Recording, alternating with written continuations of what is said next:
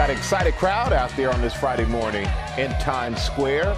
Maybe they heard about what's coming up, our GMA cover story, because it seems like they got a good night's sleep. And our cover story is about a new sleep trend that has everyone talking. It's called zero gravity sleep, and some experts claim it can improve circulation, combat back pain, and help you wake up feeling rested. Our chief medical correspondent, Dr. Narula, is breaking this down for us. Good morning, Doc. Good morning. All right.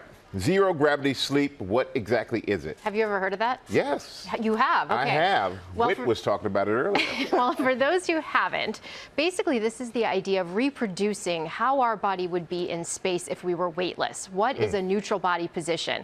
And so NASA's been studying this in astronauts since the 1970s, and essentially we're going to demonstrate that here with the help of our wonderful stage manager, Brad, who we know loves to sleep. Yep. So hop on in the bed, Any Brad. excuse to take a nap. At least you take your shoes off, man. Yeah, thank you. So, Michael, you can see here the way That's we how you have sleep? the bed positioned.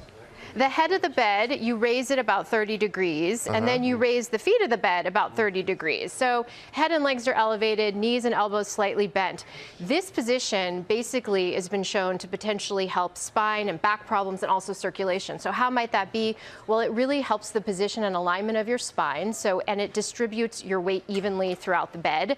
In addition, because your legs are elevated, you're improving the blood flow back to your heart, so you're increasing circulation, preventing or decreasing swelling in your legs. For those people who have acid reflux, we always talk about raising the head of your bed, so this may potentially help people with acid reflux. So there are a lot of potential things that can come out of this zero gravity position. And one last thing is for people who snore. Brad, I don't know if you snore, but okay, increasing airway, the opening of your airway, and also breathing and allowing you to do that a little bit more efficiently, so lack of snoring. You comfortable in that position? That's awesome. All right, you just stay right there, my friend. You don't even got to go anywhere. Don't get up. Just stay right there. But what if you're someone watching this and they're like, I want to get all those things, help my back, circulation. I don't want to change my bed. Yeah, so a lot of people don't want to spend $300 to $10,000 on the zero gravity bed. So we're putting Brad back flat to what would essentially be a normal bed. So what you can do is really change how you're positioned in the bed. A lot of people are different sleep types. So they sleep back, side, or stomach. Brad, what type are you? Back. Okay, back. So that's actually pretty good for your lower back. But what you want to try to do is put this pillow under your knees.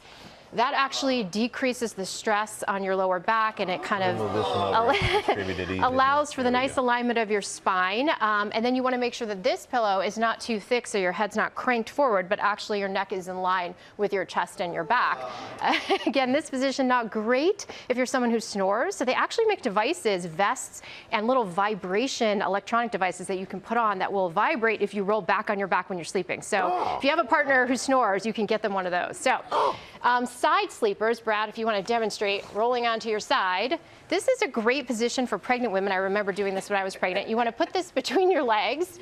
That kind of keeps the alignment of your hips, your pelvis, and your back all in one space. This is also good for individuals with reflux and even heart failure. And then last but not least, my favorite, which is stomach, which it turns out is the worst position for your back. Why? Because your back ends up in spine being flat, and that can actually increased discomfort. So Brad, let's put this under your belly.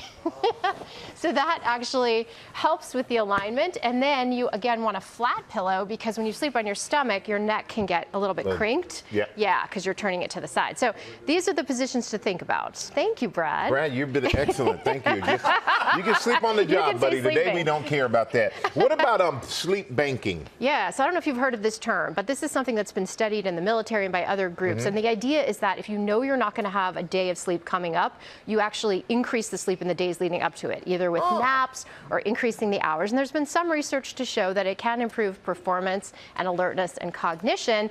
So you may think about using it if you're a shift worker, or if you know you have an athletic competition or something else coming up, but definitely not something you want to use all the time. Yeah, definitely. All right, Doc, thank you so much for this advice. Brad, you stay there for at least another 2 seconds.